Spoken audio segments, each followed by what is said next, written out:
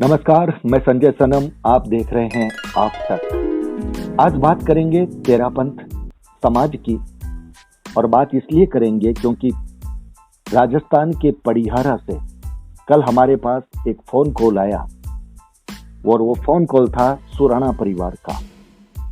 श्री सुपारसमल जी सुराणा जी ने बहुत ही दुखी होते हुए अपनी घटना को संक्षेप में बताया कि किस तरह से आचार्य श्री महाशरमन जी के एक दिन के प्रवास के लिए उनकी जमीन को विवादास्पद बना करके उनको बेदखल किया जा रहा है, उनकी जमीन की चार दीवारी को तोड़वाने का प्रयास किया जा रहा है।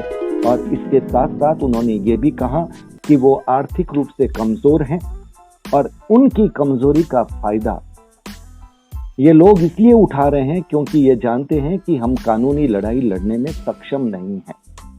लेकिन अफसोस इस बात का है कि हमारे तेरापंथ धर्म संघ के सर्वोच्च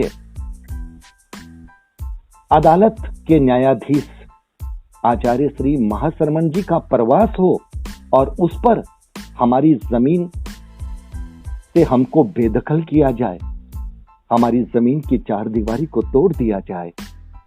और इसलिए उन्होंने मुझसे आग्रह किया कि हमारी ये बात आचार्य श्री महाशरमन जी तक, उनके सेवा में रहने वाले जो हमारे समाज के चिंतक और विचारक लोग हैं, उनके माध्यम से पहुंचे, और सोशल मीडिया में जो सामाजिक क्षेत्र में लोगों के लिए काम करते हैं उन महानुभावों तक उनकी आवाज पहुंचे। तो व्यूअर्स, हम उनका साक्षात्कार ले रहे हैं क्योंकि हमारा काम किसी की आवाज को पहुंचाना है समाज के मंच पर। हम ये नहीं कहते कि उनके दावे, वो जो कुछ कह रहे हैं उनको हम अभी एंडोर्स कर रहे हैं, हम उनको स्वीकृत कर रहे हैं, ऐसा नहीं है।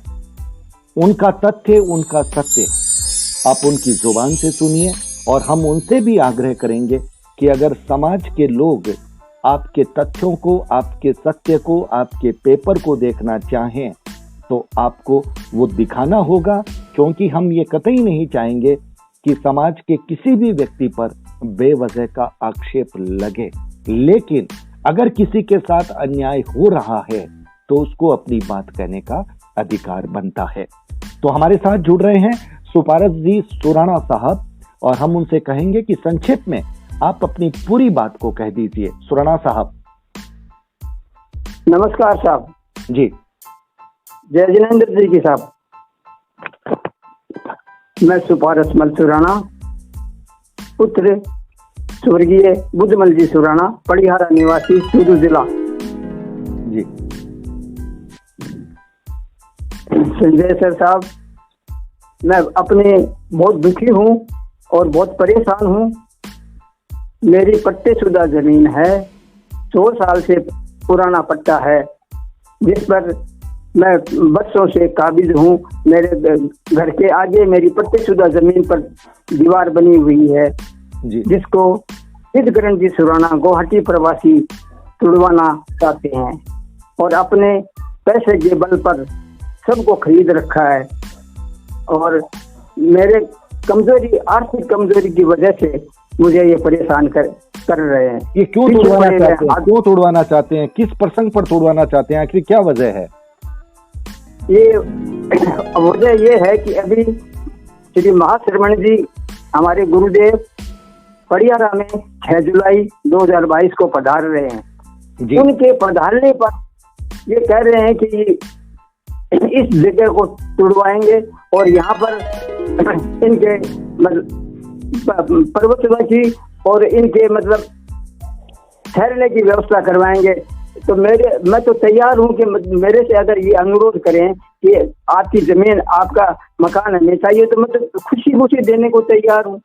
लेकिन जबरदस्ती करके अगर लेना चाहें तो ये कैसे संभव हो सकता है? मतलब आप ये कह रहे हैं कि आचार्य श्री अगर वहां पधारते हैं, विराजते हैं, तो वो उस एक दिन के लिए, 2 दिन के लिए, व्यवस्था के लिए अपनी जगह, अपना स्थान आप खुशी समाज को देने के लिए तैयार हैं। लेकिन आपका आरोप ये है कि वो बेवजह आपकी चार दीवारी को तोड़वाना चाहते हैं, आपकी हाँ। जमीन पर वो आपकी इजाजत के बिना, आपसे कहे बिना वो ये सब करना चाहते हैं। हाँ, मेरी इजाजत के बिना न मेरी स्वीकृति मांग रहे हैं, न कुछ और कर रहे हैं, बस ये धमकियां दे रहे हैं कि कोर्ट में ये केस चल रहा है और मेरी तो अपील भी सुन ली गई है कोर्ट में।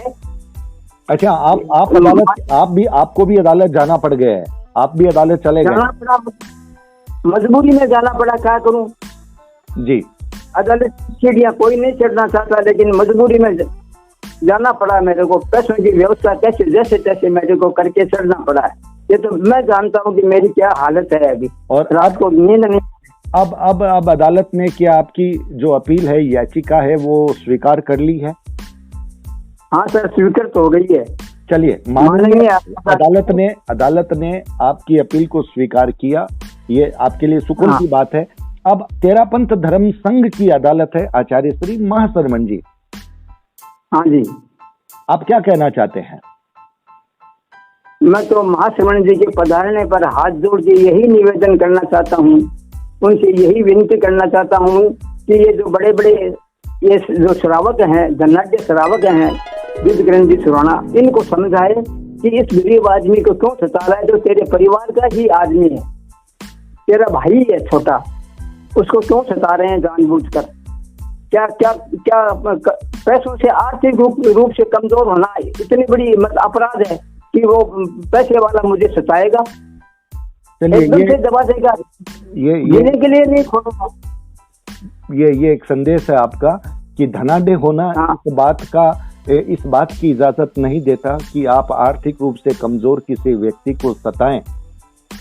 आपने जैसे कहा है कि जी जी जी जी जी जी, तो आपकी ये जो भावना है, आपका जो ये दर्द है, वो आप ये चाहते हैं कि आचार्य श्री तक पहुंचे और वो इस पर मतलब पडियारा पधारने से पहले ही वो कोई ऐसा निर्देश दें, ऐसा आदेश दें, उसको संज्ञान में ले लें। और तेरापन समाज, जो जागरूक समाज के जितने भी, इस तेरापन समाज के जितने भी जागरूक लोग हैं, मैं पूरे समाज को तो जागरूक नहीं कहूँगा, क्योंकि बहुत सारे लोग ऐसे हैं जो सच जान करके भी चुप रहते हैं, लेकिन कुछ जागरूक लोग हैं और उनकी आवाज़ और उनकी कलम और सोशल मीडिया पर उनकी प्रतिक्रियाएं समाज को बहुत प्रभावित करती है, निर्णयों को भी बहुत प्रभावित करती है, तो उन तक भी आपकी आवाज़ जा रही है।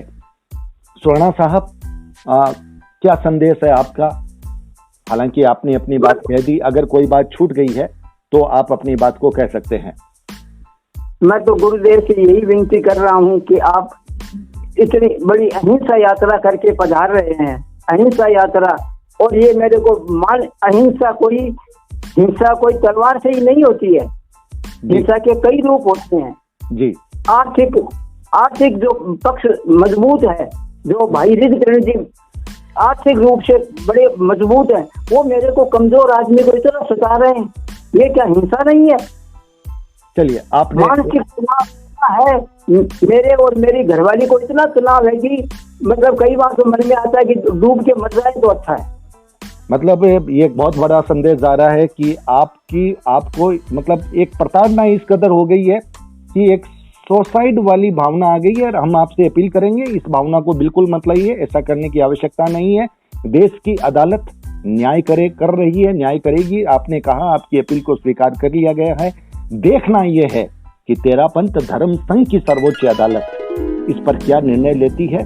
और एक बात, इस वीडियो को पूरा करते करते, चूंकि हमारी ये जिम्मेदारी होती है कि हम दोनों पक्षों की बात रखें। आपने हमें फोन किया, हमने आपकी बात को समाज तक पहुंचाया, और अब रिद्धग्रंथ जी सुराणा साहब भी अगर चाहें, वो भी अपनी बात को कहना चाहें, उन्हें लग रहा है कि उन पर आरोप गलत लग रहे हैं, तो वो भी अगर चाहें तो हमारे नंबर पर हमसे संपर्क कर सकते हैं। व्हाट्सएप पर मैसेज देख करके पहले अपनी बात कह सकते हैं, उसके बाद में हम उनसे संपर्क करके उनके विचारों को भी समाज के सामने लाएंगे। तो सुराणा साहब। हाँ, तो श्रीमान जी, गुरुदेव से मेरा यही निवेदन है कि पडियारा पधारने से पहले ही मेरी इस समस्या को समस्या का निस्तारण करें और मुझे आशीर्वाद प्रदान करें। गुरुदेव की अदालत में ही मुझे न्याय मिलने की मेरे मन में आशा है।